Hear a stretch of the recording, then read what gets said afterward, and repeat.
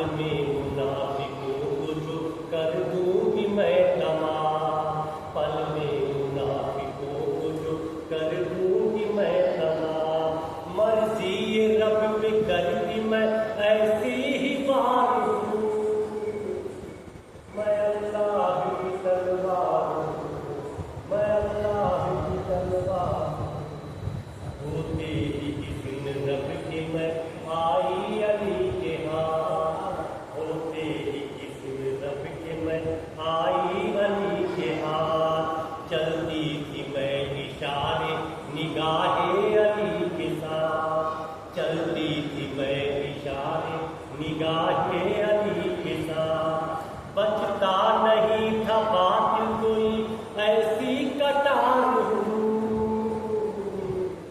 मैं अल्लाह की तलवार मैं अल्लाह की तलवार मैं अल्लाह की तलवार आ जाए कोई बातिल मेरे सामने कभी आ जाए कोई बातिल मेरे सामने कभी बच जाए मुझसे ऐसा ज़मीं पर कहा कोई बच जाए मुझसे ऐसा ज़मीं पर कहा कोई नस्लों को चोखा खाल के करती मैं वार मैं अल्लाह की तलवार मैं अल्लाह की तलवार मैं अल्लाह की तलवार आ जाए मेरे सामने मरहब हो या कोई आ जाए मेरे सामने मरहब हो या कोई इनके सरों को काट के बुझाती मैं प्यास इनके सरों को काट के बुझाती मैं प्यास जिस्मों को इनके टुकड़े में करती हजार मैं अल्लाह की तलवार मैं अल्लाह की तलवार मैं अल्लाह की तलवार इनके लिए वजूद में लाई गई हूँ मैं इनके लिए वजूद में लाई गई हूँ मैं लफ्ज़े इलाही से ही सजाई गई हूँ मैं लफ्ज़े इलाही से ही सजाई गई हूँ मैं लापता इल्ला अली इल्ला सैफुल फ़ितार मैं अल्लाह की तलवार मैं अल्लाह की तलवार मैं अल्लाह की तलवार वादे अली चुनी गई अब्बास के लिए वादे अली चुनी गई अब्बास के लिए लश्कर हुसैनियों के अलमदार के लिए लश्कर हुसैनियों के अलमदार के लिए मिलता जो इज़्न करती मैं टुकड़े हजार मैं अल्लाह की तलवार मैं अल्लाह की तलवार मैं अल्लाह की तलवार नन्ही सी कब्र मैंने बनाई दरे खया नन्ही सी कब्र मैंने बनाई दरे खया देखा जो सब शय को मैंने किया करा देखा जो सब शय को मैंने किया करा इन जालिमों पे देखो जो करती मैं वार मैं अल्लाह की तलवार मैं अल्लाह की तलवार मैं अल्लाह की तलवार यूं ही नहीं मैं भेजी गई थी ज़मीन पर यूं ही नहीं मैं भेजी गई थी ज़मीन पर हक की करूँ हिफाजत जालिम के काट सर हक की करूँ हिफाजत जालिम के काट सर बातिल के सर की प्यासी हूँ मैं बेकरार हूँ मैं अल्लाह की तलवार मैं अल्लाह की तलवार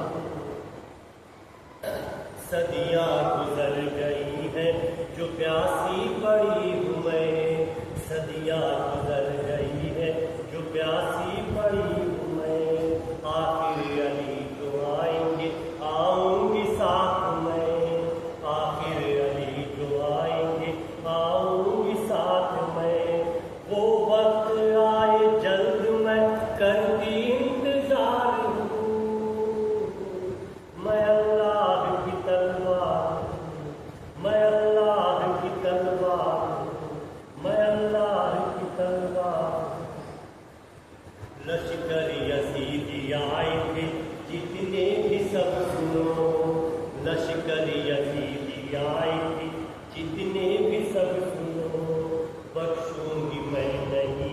انہیں تفسیر تم کہو بخشوں گی میں نہیں انہیں تفسیر تم کہو کل کو بلا میں ہوئی میں بے شمار ہوں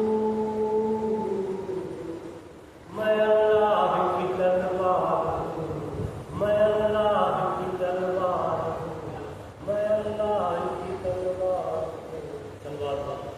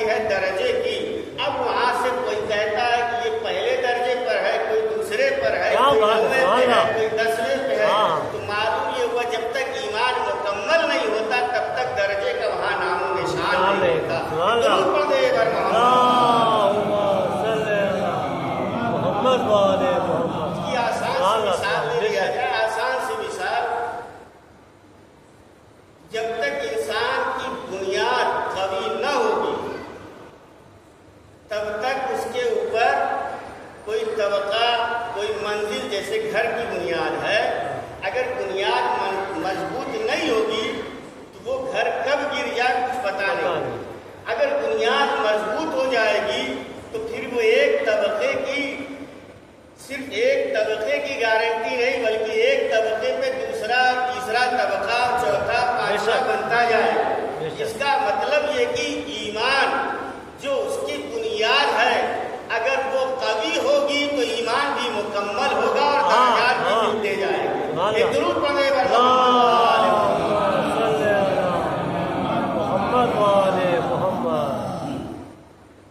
اطمینان اگر انسان کو ہوتا ہے، یقین ہوتا ہے، بھروسہ ہو جاتا ہے، تب جا کے ماننے لگتا ہے۔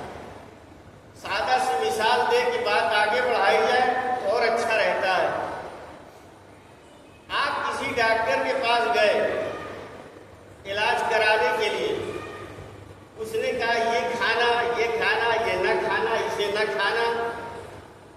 ادھر آپ کو کچھ کھانے کے لیے کہہ رہا ہے، حکم دے رہا ہے، اور کچھ کھانے پہ بین لگا رہا، روک رہا ہے، منع کر رہا ہے، اور آپ اس کی بات پر یقین اور بھروسہ کر کے اس کی بات کو مان لیتے ہیں۔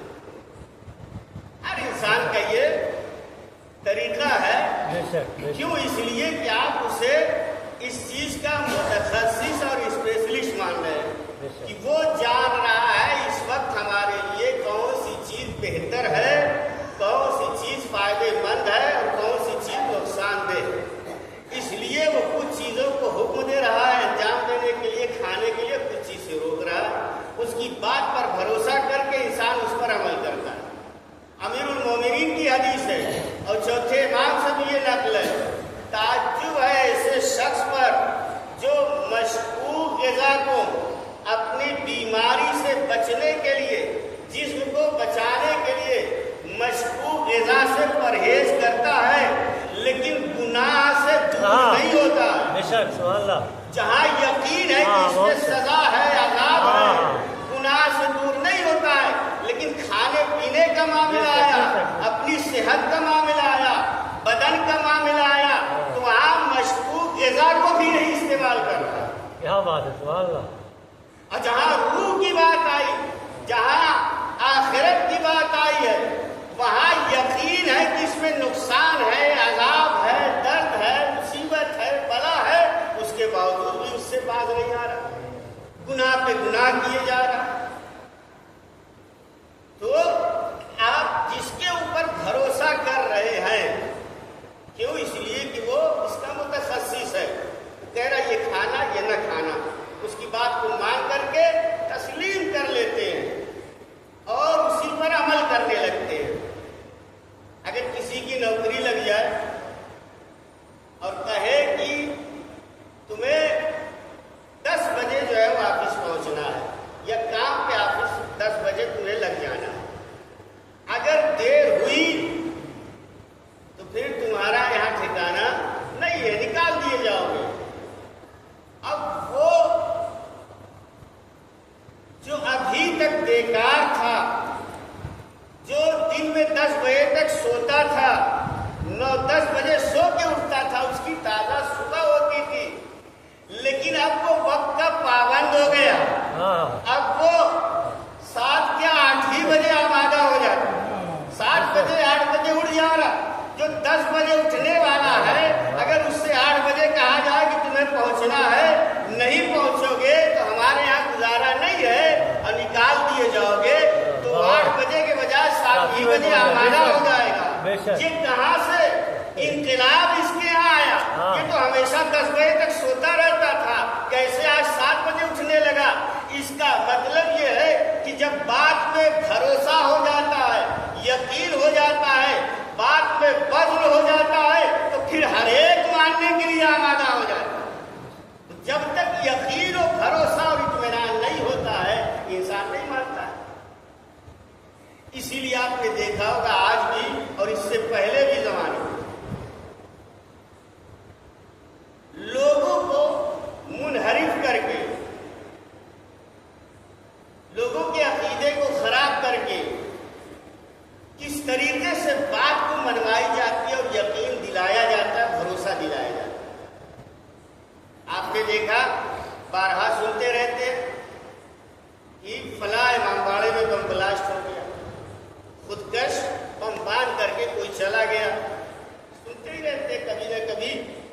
یہ خبروں میں آ جاتا ہے، ہم تک خبر پہنچ جاتی ہے ہم لوگ تک۔ یہ انسان جو اپنے کو اللہ والا کہہ رہا ہے، اس کے یہاں انحراف پایا گیا، تب یہ حرکت کرنے پر آمادہ ہوا۔ اس کو یقین دلایا گیا، بھروسہ دلایا گیا کہ تم یہ کام کرو تو تمہیں مقام ملے گا، مرتبہ ملے گا، جنت ملے گی، وغیرہ وغیرہ۔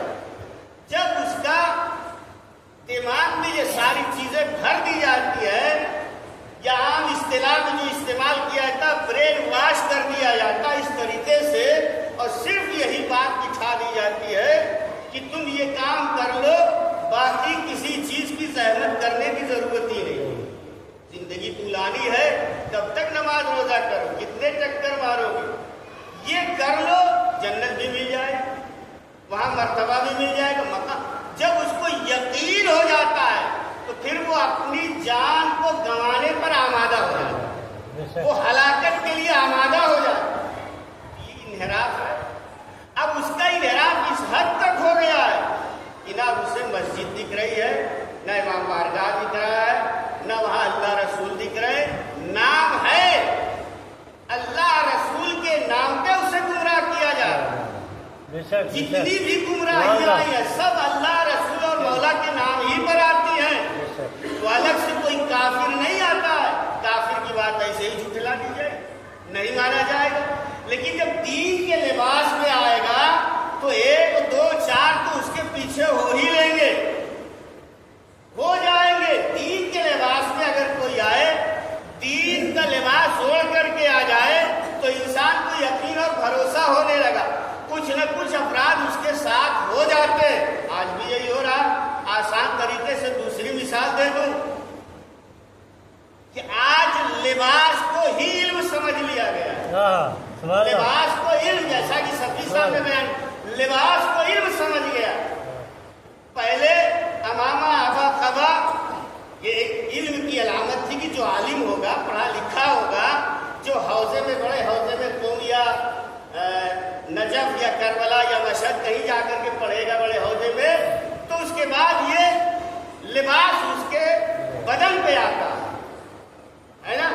جہاں پڑھا لکھا ہے تو شیروانی ہے، ٹوپی، لیکن کم از کم یہ لباس علم کا لباس سمجھا جاتا ہے۔ جیسے ڈاکٹر کا ایک لباس ہے، ڈاکٹر کا لباس ہے، یا کوئی جو ہے وکیل ہے، اس کا ایک لباس ہے۔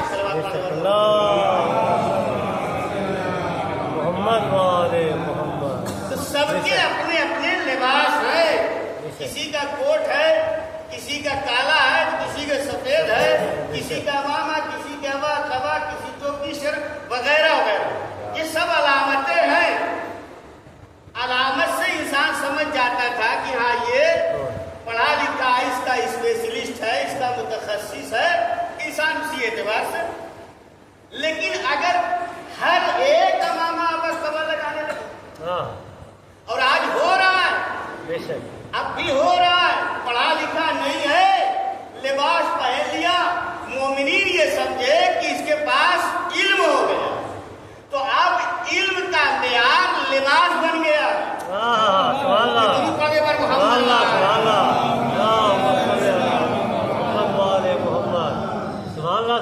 یہ حالت ہو گئی ہے کہ جیسے یقین دلا دیا جائے، لیکن ہمارا اور آپ کا فرض کیا ہے کہ ہمیں پہچاننا ہوگا کہ یہ دین کے لباس میں جو بھی آ رہا ہے، دین کی بات جو بھی کر رہا ہے، دیکھے یہ جانکار ہے کہ نہیں ہے، متخصص ہے کہ نہیں ہے، اسپیشلسٹ ہے کہ نہیں ہے۔ دو چار کتاب پڑھ کے چرب زبانی رکھ کر کے کہیں ایسا تو نہیں ہے لوگوں کو گمراہ کر رہا ہے۔ دین کے نام پہ، دین کو نام پہ گمراہ کیا جاتا، بے دین بنایا جاتا، یہی ہو رہا ہے۔ پہلے بھی ہوتا تھا، اب بھی ہو رہا۔ یہ فرقے کیوں وجود میں آئے، یہ الگ الگ مذہب کیوں وجود میں آئے، اسی طریقے سے وجود میں آئے۔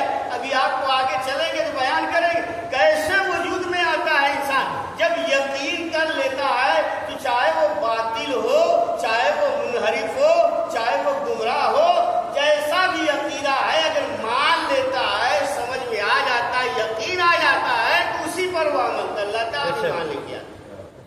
یہی ہو رہا۔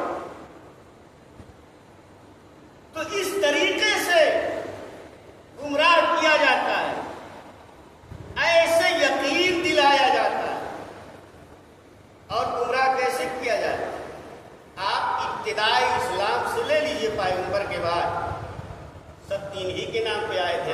بے شک بے شک. دین کے نام پہ کب تک حکومتیں کرتے رہے, لیکن جس کے پاس جانا چاہیے جہاں سے دین ملتا وہاں نہیں گئے. گمراہیاں بڑھتی گئی, انسان گمراہی کے دلدل میں پھنستا چلا گیا. اگر جہاں دین آیا تھا دین وہیں سے لیتا تو گمراہ نہ ہوگا.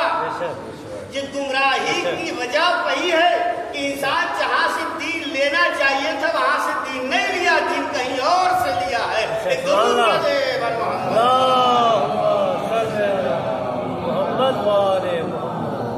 جہاں سے لینا چاہیے. گمراہ کیسے کیا؟ معاویہ نے کیا کیا تھا؟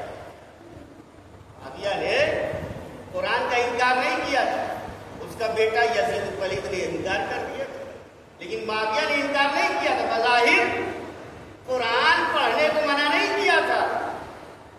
یہ کیسے گمراہ کر, قرآن کو بظاہر اس نے منع نہیں کیا تھا, لیکن کیا کیا؟ اس کی تفسیر کے لیے, معنی اور مطلب کے لیے منع کر دیا. اس کی معنی یا تفسیر کوئی بیان نہیں کرے گا. ابن عباس پوچھتے ہیں کہ لوگ قرآن سمجھنا چاہ رہے ہیں, کہاں سمجھیں گے؟ اگر تفسیر بیان نہیں ہوگی تو کہاں سے سمجھیں گے؟ کہتا کیا ہے کہ قرآن سمجھنے کے لیے, اس کے معنی سمجھنے کے لیے, تفسیر کے لیے ہم نے منع نہیں کیا, لیکن کہیں اور سے نہ لے, ہمارے یہاں سے لے. کیا بات ہے؟ بھئی یہی اتنا کہیں اور نہ جائے, کسی اور سے نہ لے, ہمارے یہاں سے لے, ہمارے پاس آئے. بھئی اتنا سا کام ہے, منع نہیں کیا. قرآن پڑھو جتنا پڑھنا ہے, تفسیر بھی پڑھو, لیکن ہمارے یہاں والے, ہمارے یہاں سے معنی سمجھو, مطلب سمجھو, تفسیر سمجھو. اب آپ سمجھے کیا مطلب ہوا اس کا, مفہوم کیا ہوا؟ قرآن اپنی جگہ پہ ہے, نہ اس کے اوپر تحریف کا الزام لگا, یہ تحریف کر دیا قرآن نے. یہ بھی الزام نہیں لگا کہ قرآن کا منکر ہو گیا, الزام نہیں لگا رہا, لیکن ایک شرط لگا دی, کوئی اور بیان نہیں کرے گا. اس سے پہلے بھی ہوا ہے, وہ ذکر نہیں کرنا ہے. اس سے پہلے بھی یہی حرکت ہوئی تھی, یہی کام ہوا تھا, منع کر دیا گیا تھا حدیث کو. تو تفسیر کو کہا ہمارے یہاں سے لے, ہمارے یہاں سے لیا جائے, ہم سے سمجھا جائے. اب ہم سے سمجھ لیا, ہمارے یہاں سے نہیں, مطلب سمجھے کیا؟ اب مطلب یہ ہو گیا کہ اب آیتوں میں جہاں اہل بیت کی شان میں بیان ہوا ہے وہاں اہل بیت کا ذکر نہیں ہوگا. وہاں اتنے معنی بیان کر دیے جائیں گے کہ لوگ اسی میں الجھ کر کے رہ جائیں, اسی میں بحث و مباحثہ کر کے رہ جائیں, اور حقیقت تک ان کی رسائی نہ ہونے پائے. اب مطلب یہ ہوا, اس کا مفہوم یہ تھا کہ انما یرید اللہ لیذھب عنکم الرجس اہل البیت. یہاں اہل بیت سے مراد پنجتن کو ذکر نہ کر کے دوسروں کا بھی ذکر کر دیا, ازواج کا بھی ذکر کر دیا, اور بھی خاندان کے لوگوں کو ذکر کر دیا. یہ کام کر دیا. یا دوسری آیت اطیعوا اللہ واطیعوا الرسول واولی الامر منکم, تفسیر ہو رہی ہے, یہاں پہ اطاعت کرو اللہ کے رسول کی اور اولو الامر کی. تو اولو الامر سے مراد کون ہے؟ 10 معنی بیان کر دیے, جو اصل معنی اسے بیان نہیں کیا. اولو الامر سے مراد اہل بیت ہے, یہ ذکر نہیں کیا. حاکم ہے, قاضی ہے, پتہ نہیں, اور سپہ سالار ہے, وغیرہ وغیرہ بیان کر دیا. اب اس کا مفہوم یہ ہوا کہ وہ اپنی حکومت کو بھی, اپنے حکم کو بھی لوگوں کو مطیع بنا رہا ہے اپنا. ایک طرف جب یہ کہہ دیا کہ اطیعوا اللہ واطیعوا الرسول اولو الامر ہے, تو اولو الامر میں حاکم بھی شمار ہو گیا. تو اب حاکم شمار ہونے کا مطلب کیا ہوا کہ اب اس کی معافیہ کی بھی اطاعت واجب ہو گئی. یہی تو ہوا, ہر حاکم کی اطاعت ضروری ہو گئی, ہر قاضی کی اطاعت ضروری ہو گئی. اب سمجھ میں آ رہا ہے. اب جتنے بھی قاضی ہیں, چاہے وہ موسیٰ شری ہو یا کوئی اور ہو, یہ معاویہ نے کچھ اور نہ کیا, صرف اتنا کیا ہے کہ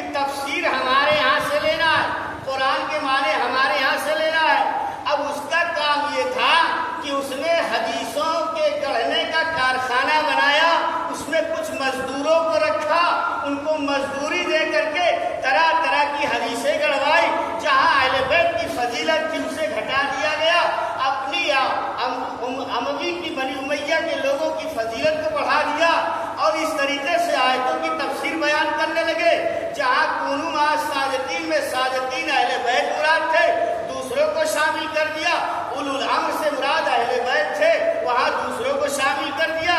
इसी तरीके से हर आयत पे वो मिनन नास मन यशरी नफ्सहु इब्तिगा में इब्ने मुल्जी में मलऊन का जिक्र कर दिया।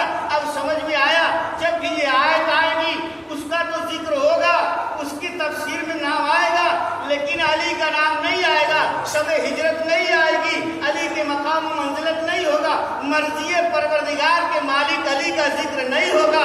ये मफहूम तूलानी हो गया।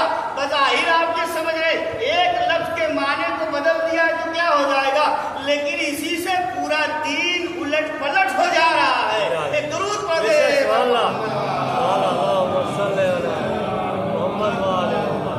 बेशक सवाल हाँ। और वही सिलसिला आज तक जारी है कि फला मुहद्दिस ने लिख दिया, फला रावी ने लिख दिया, फला तारीख में लिखा हुआ, ये माने हैं, ये माने हैं, ये माने, सारे माने बयान होते हैं, लेकिन जो असल माना वो नहीं बयान होता। जब सूरह कौसर की तफसीर, तो कौसर में नहर है, जन्नत है, तो ये सारी चीजें बयान हो गई, लेकिन कौसर फातिमा ज़हरा है, ये जिक्र नहीं हुआ। तो काम कैसे कर रहा है देखा आपने? ऐसे ही नहीं, शाम में अमीरुल मोमिनीन से लोग दूर हो गए थे और ऐसे ही नहीं, उसने फिजा बनाई थी, माहौल बनाया था, समाज और माशरा ऐसा कर दिया था कि अली और औलाद अली के फजाइल को न बयान किया जाए, बल्कि अमवी हाकिमों का फजाइल जिक्र किया जाए, हदीसें गढ़ी जाए, तफसीरों में इजाफा किया जाए।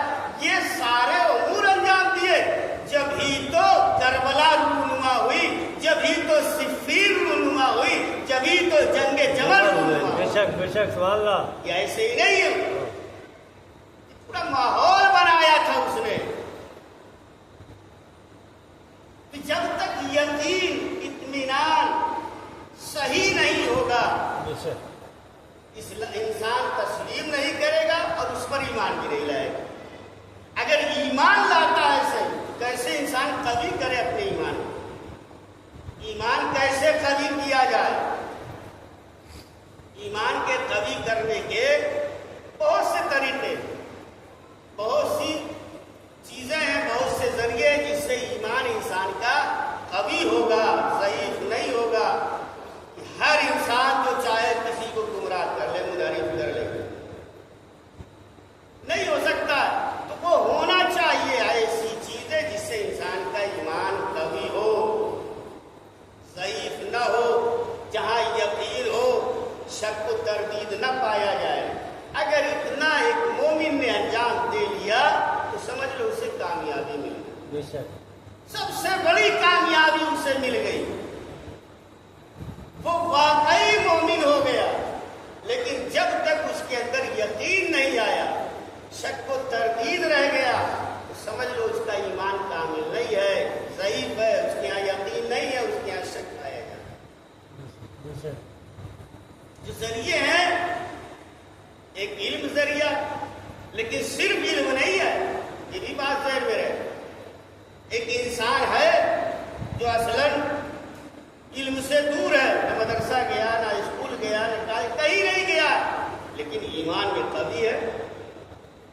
अवाइले इस्लाम में बहुत से ऐसे अफराद थे, आज भी हमारे और आपके सामने बहुत से ऐसे अफराद मिल जाएंगे जिनके यहाँ इल्म नहीं है लेकिन मारिफत पाई जा रही है। बेशक सवाल तो मारिफत में इल्म का होना लाजिम नहीं है, जरूरी नहीं है। हाँ, मारिफत के लिए जो चीजें हैं उनमें से एक इल्म है, लेकिन सिर्फ इल्म नहीं है। सवाल अगर ऐसे ही होता तो आपने देखा बहुत से आलिम हैं लेकिन आरिफ नहीं है, इरफान नहीं पाया जाता। बहुत से पढ़े लिखे हैं लेकिन उनके यहाँ मारिफत नहीं है कि नहीं पाया जा रहा। तो उन चीजों में से जिससे इंसान का ईमान कवी होगा, उसमें से एक चीज का नाम इल्म है। इल्म है, दुआ है, तवस्सुल है,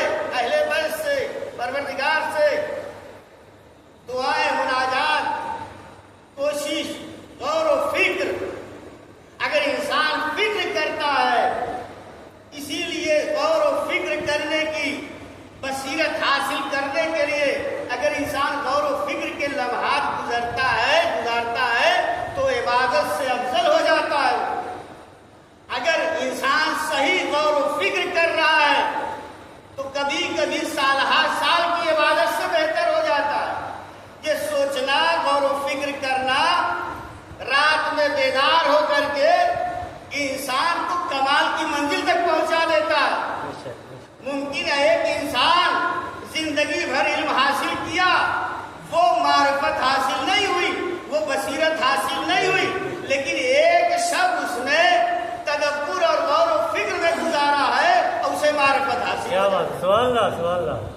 ایک شب میں انسان منقلب ہو جاتا ہے، بدل جاتا ہے. ارے ہمارے اور آپ کے سامنے تو مجلسیں سن کے ذہن میں بیٹھا ہوا، ایک شب میں حر کو بدل دیا ہے غور و فکر.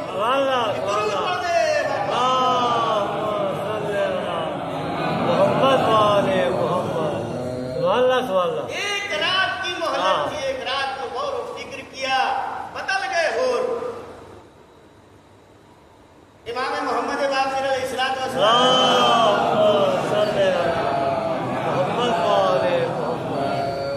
ایک روایت ہے امام جعفر صادق علیہ السلام سے کیا گیا. ایک شخص ہے جس کا نام حمزہ بن محمد طیار، بعد اس میں محمد طیار بھی بیان کرتے ہیں. وہ پانچویں امام کے زمانے میں بہت سے فرقے وجود میں آئے تھے، اور وہ چھٹے امام کے زمانے اور آٹھویں امام کے زمانے تک رہے. سلسلے کچھ ختم ہو گئے، کچھ رہے. اب یہ شک و تردید میں ہو گئے، کس کو صحیح مانا جائے، کس کی تائید کیا جائے، کس پر یقین کیا جائے تاکہ اسی پہ ایمان لائے اور ہمارا ایمان مکمل ہو. پریشان، حیران، کیا کرے، مشکل میں گرفتار. رات بھر اس نے جو ہے اسی میں بسر کر دیا.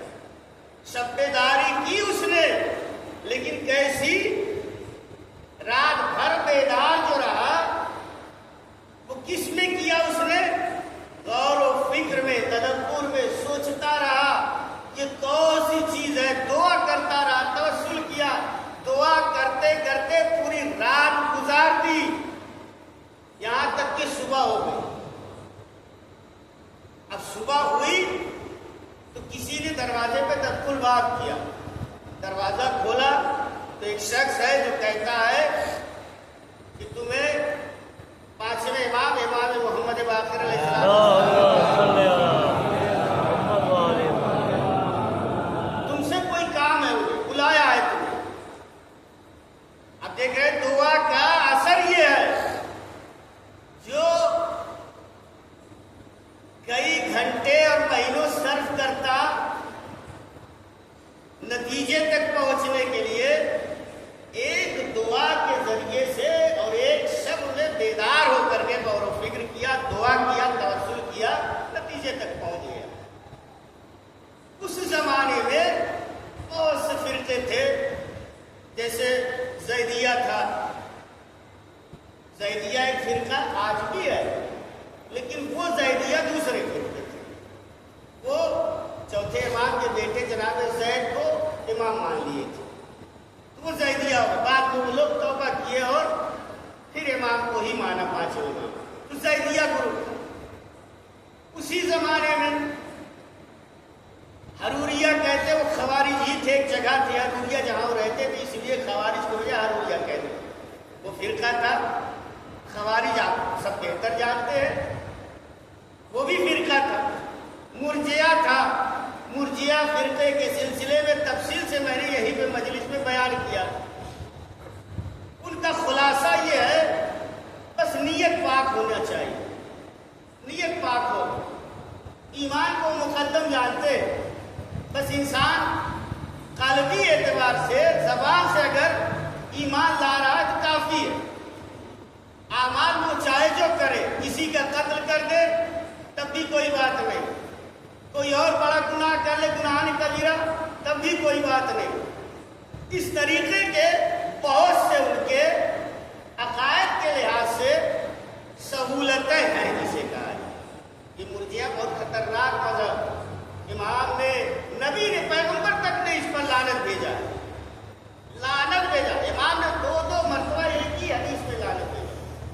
ہوشیار کیا اپنے چاہنے والوں سے کہ اس فرقے سے ہوشیار رہو، اپنے جوان کو، اپنے بچوں کو ان سے بچاؤ، اس لیے کہ بچوں کو گمراہ کر دیتے ہیں، جوانوں کو گمراہ کر دیتے ہیں۔ ان کے یہاں ایمان ہے بس، وہ بھی ایمان صرف زبان کی حد تک، عمل سے کوئی ان کا ربط نہیں ہے۔ عمل چاہے ہو نہ ہو، کم ہو زیادہ ہو، حد یہ ہے کہ یہ ظالم کو بھی، غاصب کو بھی خلیفہ ماننے کے لیے تیار ہو جاتا ہے۔ اور یہی فرقہ ہے، حد یہ ہے کہ یزید پلید جیسے کو بھی وہ معاف کرانے پہ تل جاتے ہیں۔ اور یہ فرقہ ایسا ہے کہ جیسا کہ ہارون رشید کہتا ہے، الارجاء دین الملوک، مرجیہ جو ہے یہ بادشاہوں اور ملوک کا دین ہے، اس لیے کہ بادشاہوں کو کھلی چھوٹ مل جاتی، وہ ظلم کر سکتے، گناہ کر سکتے ہیں، لوگوں سے کروا سکتے ہیں، ساری چھوٹ ہو جائے گی ان کے لیے۔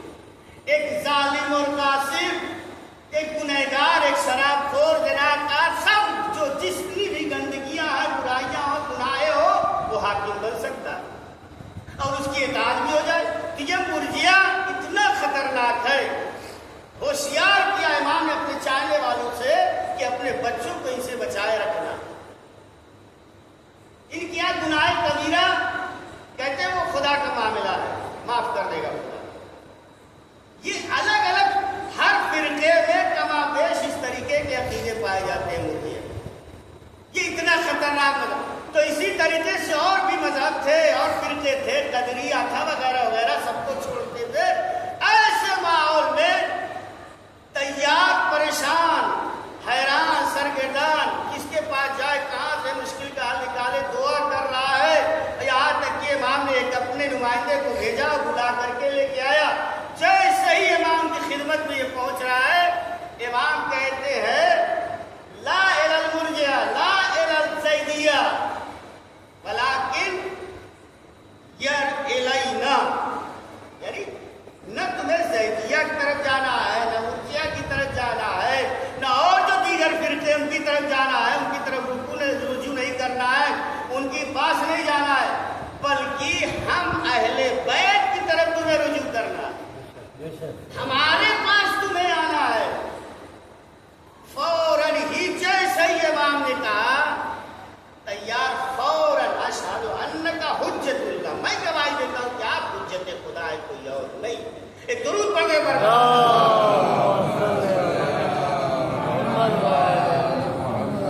اس کا شک کوئی بدل گیا یقین میں۔ ابھی تک پریشان تھا، مشکل میں گرفتار تھا، حیران تھا، کیا کریں گے؟ یقین ہو گیا کہ یہی امام برحق ہیں، اور اس نے اعلان بھی کیا کہ آپ ہی حجت خدا ہیں، کوئی اور نہیں ہے۔ امام اس کے بعد دیکھیے، امام نے اس کو شک و شبہے سے، تردید سے، تحیر و حیران و سرگردانی سے ایسے نکالا کہ امام صادق علیہ السلام کے زمانے میں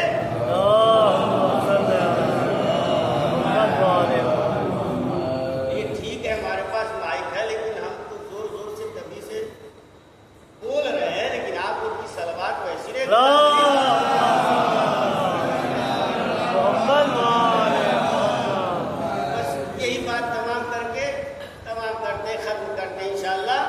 صلوات پڑھنے پر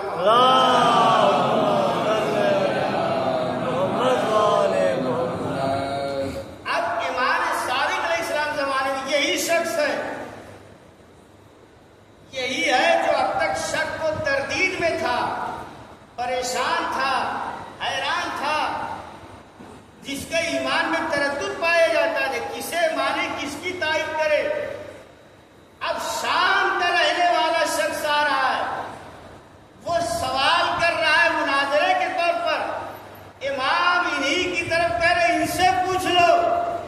امام موجود ہے، لیکن در اہل بیت پر آنے کے بعد اب اس کی تربیت ایسی ہو گئی ہے کہ امام بجائے یہ کہ خود بتائے، اس کی طرف بھیج رہے ہیں آنے والے۔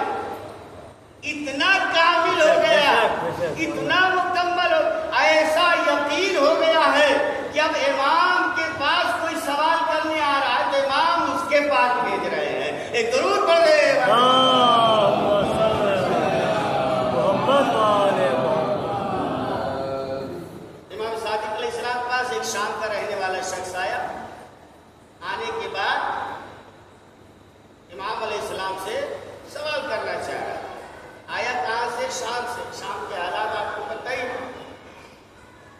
समाज माशरे और किस सरजमीन पे ये शख्स रुश्द नूर किया, कहाँ तरबियत पाई, कहाँ परवरिश पाया है, जहाँ अहले बैत के खिलाफ बातें हो रही हो, उसका दिन कैसा है? शाम का माहौल ही कुछ बदला हुआ था। वो बनी उमैया ही को सिर्फ समझ रहे थे कि अहले बैत यही है, पैगंबर के घराने की यही है, यही रिश्तेदार, यही करीबी, यही वो यही समझ रहे थे। तो आने के बाद इमाम की खिदमत कहता आपसे कुछ सवाल है, आप सुना बहुत जानकार हैं, आलिम है, दानिशमंद है, आपसे मुनाजरा करना है। तो इमाम ने कहा क्या सवाल है तुम्हारा? बहुत खुलासे में बयान कर रहे हैं। सवालात लंबे थे, अलग अलग अफराद थे। इमाम ने मुराजा किया, कहा क्या है? सवाल करना है, मुनाजरा करना है और मेरे शागिर्द यहीं से कर ले, मेरे साहब यहीं से। कहा मुझे उलूम कुरान के बारे में, कुरान के नुज़ूल है, हुरूफ़ मुक़त्तआत है, या उस पर ज़बर ज़ेर पेश साकिन, इस लिहाज से कुरान और उलूम कुरान के बारे में सवाल करना है। इमाम ने फरमाया कि तुम हुमरान बिन आयू से सवाल कर लो, बैठे थे इनसे सवाल कर लो। कहा हमें आपसे सवाल करना है। कहा अगर इनको तुमने शिकस्त दे दिया तो समझ लो हमें शिकस्त दे दिया, हमें शिकस्त दे दिया अगर इनको दे दिया। जब इमाम ने इतना कह दिया, अब वो सवाल करने के लिए आमद। उमरान इब्न आयून, इनके एक भाई और थे, ज़ुरारा बिन आयून, मशहूर साहबी इमाम जाफ़र सादिक़ अलैहिस्सलाम, बड़ी रवायतें इनकी। तो इन्हीं के भाई थे उमरान बिन आयून। अब वो सवाल करता है, सवाल किया, जवाब दिया उन्होंने, चाहे जितने सवाल किए सारे सवालों का जवाब दिया, यहाँ तक कि वो मगलूब हुआ। उधर से उमरान बिन आयून ने भी सवाल किए, जवाब न दे पाया, शिकस्त खा गया, फिर भी अभी नहीं मान रहा है। फिर कहा मुझे सवाल करना है अदबियात के सिलसिले में, नहव के सिलसिले में वगैरह। तो इमाम ने कहा कि तुम अवान इब्न तगलब से सवाल करो। इमाम से कह रहा है, इमाम कह रहा तुम इनसे सवाल करो, इनसे सवाल करो, इनसे मुनाजरा करो। इमाम कह रहे हैं अवान इब्न तगलब से सवाल करो, तुम्हारे जवाबात दे देंगे, समझ लो हम ही जवाब दे रहे हैं। सवाल करता गया, यहाँ तक कि शिकस्त खाया, मगलूब हो गया, फिर भी न माना। फिर सवाल करता है, जबर और अख्तियार के बारे में सवाल करना है। इमाम ने अब यहाँ पे कहा, यही तैयार की तरफ इशारा किया, वही तैयार जो इमाम मोहम्मद बाक़र के जमाने में खुद शक व तरदीद में थे, आज छठे इमाम उस शामी से मुनाजरा करा रहे हैं। अब इतना कभी उसका ईमान हो गया। इमाम फरमाते तैयार से सवाल कर लो, तौहीद के सिलसिले में, जब अख्तियार जो भी सिलसिले में सवाल करो। तैयार से सवाल करता है, मगलूब होता है, शिकस्त खाता है। इस तरीके से एक लंबी फहरिस्त है। इमाम ने जैसे जैसे सवाल किया, तौहीद के बारे में, इस्तिताअत के बारे में वगैरह, इमाम ने अपने शागिर्दों की तरफ इशारा किया, इनसे पूछ लो, इनसे पूछ लो, इनसे पूछ लो, और सब में मगलूब होता गया। आखिर में थक हार के कहता है, आप ये समझाना चाह रहे कि इल्म का अंदाजा लगाने आए थे, पहले तुम मेरे शागिर्दों से मिलो, फिर मेरे पास आ रहा।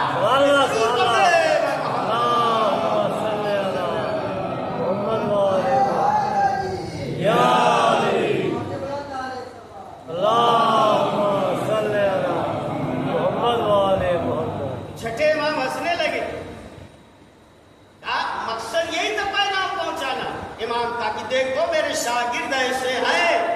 इल्म का मेयार इमाम बतलाना चाह रहे थे। इमाम की सीरत ये थी, ये इमाम की एक सीरत है। इमाम ने हमें दर्स दिया, जो जिस चीज में मुतखस्सिस हो, स्पेशलिस्ट हो, उसी की तरफ मुराजिया करना, उसी से सवाल करना, कहीं और जाके सवाल न करना। इमाम चाहते तो खुद जवाब दे देते और बेहतर जवाब देते, इसलिए कि ये सब शागिर्द है, ये कोई कुछ दिनों तक शक व तरदीद में रहा, किसी का ईमान नाकिस था, मुकम्मल बाद में हुआ। गर्चे इमाम ने तरबियत किया है, लेकिन इमाम हुज्जत होता है, इमाम सब में आलम होता है, लेकिन इमाम सीरत दे रहे हैं, पहचानवा रहे हैं, हमें दर्श दे रहे हैं कि देखो जो जिस लाइन का है, जिस सब्जेक्ट का है, जिस मौजू का है, उसी की तरफ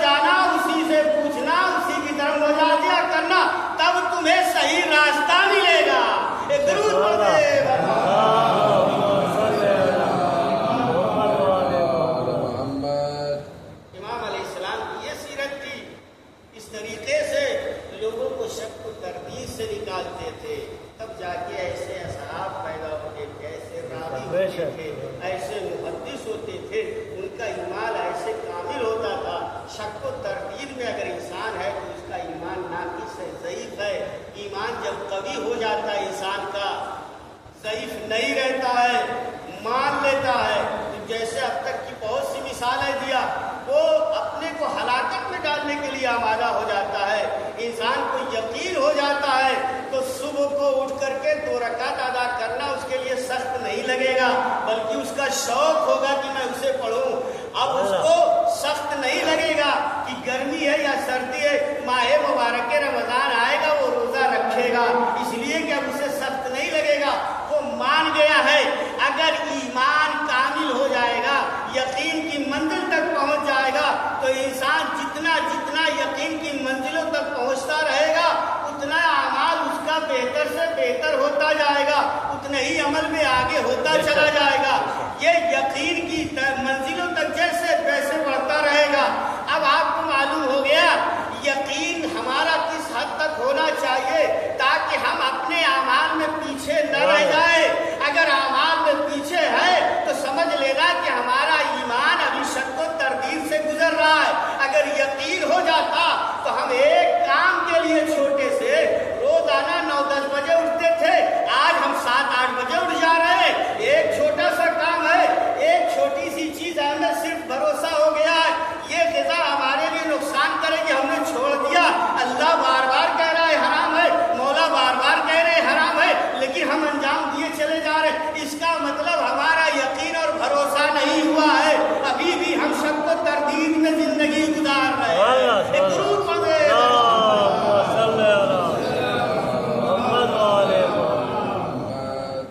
تردید سے نکلنا چاہیے, یقین کی منزل تک آنا چاہیے.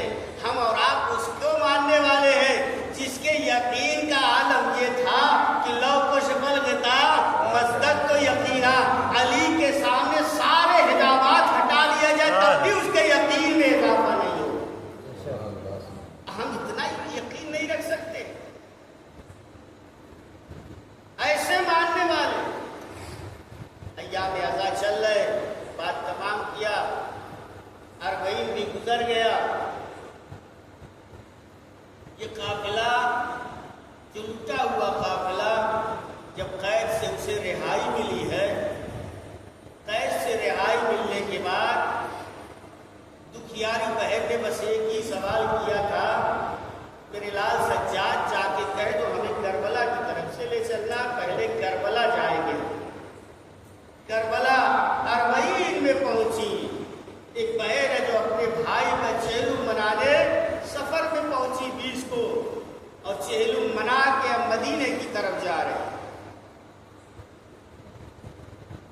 یہ دکھیاری بہن جو پورے قافلے ستم دیدہ, جن پر مصائب کے پہاڑ توڑ دیے گئے, جن پر اتنی مصیبتیں ہوئیں. زیارت ناحیہ میں امام زمانہ جہاں مولا حسین کو سلام کر رہے ہیں, زیارت ناحیہ کا کبھی وقت ملے تو ترجمہ پڑھیے گا کہ وقت کا امام کیسے تڑپ رہا ہے اپنے جد کے. اسی میں امام فرماتے ہیں, 12ویں امام زیارت ناحیہ میں امام حسین کو مخاطب کر کے کہ آپ کی خبر شہادت دینے کے لیے بہن آپ کے قبر پر کھڑی ہے. ایک نواسے کی خبر شہادت دینے کے لیے لوگ کھڑے ہوئے ہیں, اور عالم یہ ہے کہ ان کی آنکھوں میں آنسو ہے, تڑپ رہے ہیں, مصائب دیکھے ہیں. وہ خبر سنا رہے ہیں. کس کی خبر سنا رہے ہیں؟ پیغمبر کے نواسے کے شہید کرنے کی, ان کے جوانوں کے قتل ہونے کی, ان کے گھرانے کو ذبح کرنے کی خبر سنا رہے ہیں. ہاں عزاداروں, یہ سنانی لے کر کے روضہ رسول پہ اہل بیت کھڑے ہیں. چند جملے عزاداروں بارہا سنتے رہتے ہیں. یہ ستم دیدہ قافلہ جو مصائبوں کو برداشت کر کے اپنے وطن پلٹا. جب انسان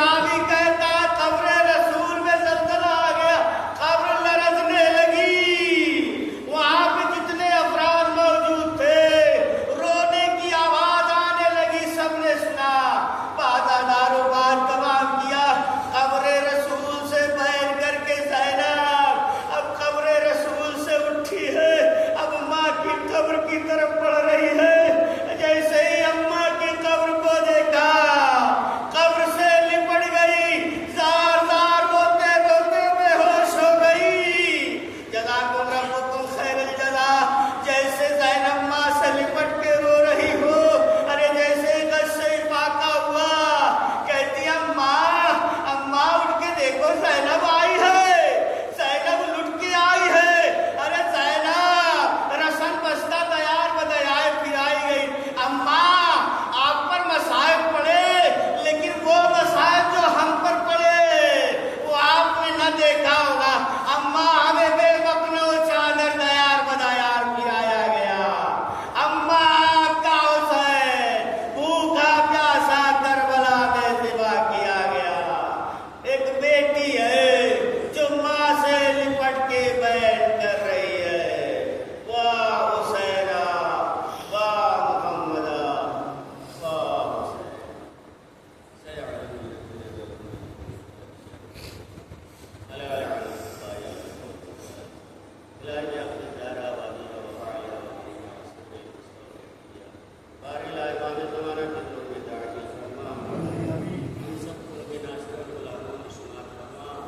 جہاں جہاں بھی مومن مومنات آباد ہو سب اور ہم سب کی جان مال عزت آباد ہر قسم کی آفت و بلا اور وبا بیماری سے محفوظ فرما، پرچم اسلام کو سربلند فرما، پرچم کفر و نفاق کو سرنگون فرما، پروردگار جو مومن مومنات اس دنیا سے گزر گئے ان سب کی مغفرت فرما، بارلا جس مرحوم کی سال ثواب کی مجلس سے ان کی مغفرت فرما، ان مرحومین کو جوار معصومین کی جگہ مرحمت فرما، ان کے درجات کو بلند فرما، پروردگارہ اسلام دشمن طاقتوں کو دلیل و خار و رسوا فرما، پروردگارہ ہم سب کی دعاؤں کو مستجاب فرما، دلی حاجتوں کو پورا فرما، ربنا تقبل منا انک انت السمیع العلیم۔ ایک مرتبہ سورہ حمد پڑھ کر، 3 مرتبہ سورہ اخلاص پڑھ کر کے مرحوم سرکار حسین ابن حسن اور مرحوم سردار حیدر ابن سردار حسین